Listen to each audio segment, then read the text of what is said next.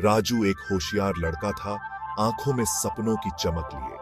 वो एक छोटे से गांव में रहता था जो हरे भरे खेतों के बीच बसा था। जिंदगी सरल थी वहां, फिर भी राजू ने बड़े सपने देखने की हिम्मत की।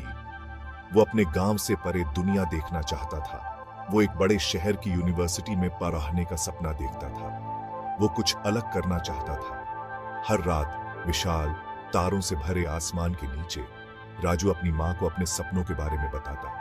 वो ध्यान से सुनती, उसकी आंखें भी उसके सपनों को दर्शाती। उसे अपने बेटे पर यकीन था। वो जानती थी कि उसका बेटा खास है। उसके दिल में एक जुनून था। वो तारों को छूने की ठान चुका था। गांव में जीवन कठिन था। राजू का परिवार गुजारा करने के लिए संघर्ष करता था। उसके पिता खेतों में कड़ी मेहनत करते थे, लेकिन उनकी कम आमदनी मुश्किल से ही उनकी जरूरतें पूरी कर पाती थी। शिक्षा एक दूर का सपना लगता था। हालांकि राजू ने हार मानने से इनकार कर दिया।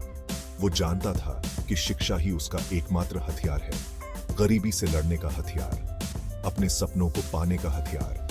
वो मिट्टी के तेल के दिए की धुंधली रोशनी में मेहनत से पढ़ता था। वो अपनी कक्षा में अव्वल आता था। उसने स्कॉलरशिप हासिल की। उसकी लगन ने उसके हौसले को और बुलंद किया।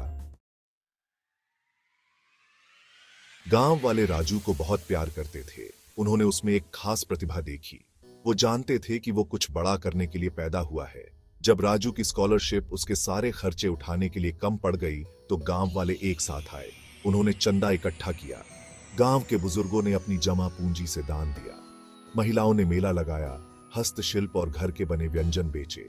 यहां तक कि बच्चों ने भी अपनी छोटी छोटी बचत दी। यह समुदाय की एकता का प्रमाण था।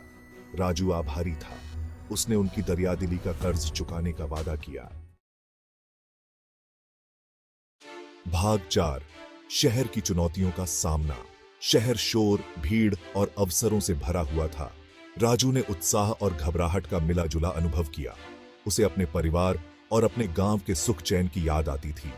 वो खुद को खोया हुआ और महत्वहीन महसूस करता था।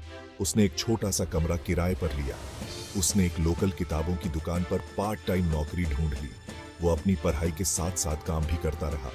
कई बार उसे भूखा भी रहना पड़ा। वो कम नींद लेकर काम चलाता था, लेकिन उसने हार नहीं मानी। वो अपने सपनों से चिपका रहा।